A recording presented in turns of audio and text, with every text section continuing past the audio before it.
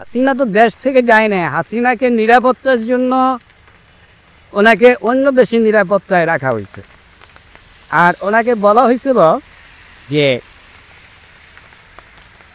ওরা বুঝতে পারতেছিল না এরা কারা, এরা কোঠা নিয়ে আন্দোলন করছে, এটা তো ঠিক আছে, এবং ওই একজনের বয়স্ক চাকরির বয়স বাড়াইতে হবে, ওই কিন্তু এখানে তো এইগুলি না, এই যে আমাকে বন্ধুরা যা করতেছে দেশে, এর বাড়ি যে ওই যা হত্যা করা, ওর বাড়ি ভাঙা, ওর এই যা করা, এই দেখি এইদিকে জঙ্গলি। আবার ওই যে ট্রেনের লাইনেও অনেক মানুষ আছে, এই মাসে 24টা হত্যাকাণ্ড। তারপরে তো ঘটনা তো ঘটতেই আছে, প্রতিদিনই তো দেখা যায় জায়গায় জায়গায় এর চাই। যাকে চাকরি ছিল না, এগুলো চাকরি দিচ্ছে 9 মাসে।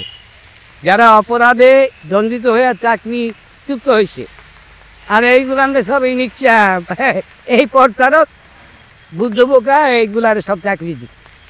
সব যত লোক, শিক্ষা বোর্ড কই, নির্বাচন কমিশন কই, ইসলামিক ফাউন্ডেশন কই, এগুলো তো হাসিনাই প্রতিষ্ঠিত করতে, এগুলো তো জিয়ার বাপেও করতে পারবে, আর এগুলো বন্ধ করে দিছে। আর শেখ হাসিনা এগুলো কইরা এবং বাস্তবায়ন কইরা শুধু দেশের একটা উন্নয়নের গতি সৃষ্টি করছে। কেন এরা তো সাধারণ না, এটা তো আশঙ্কা।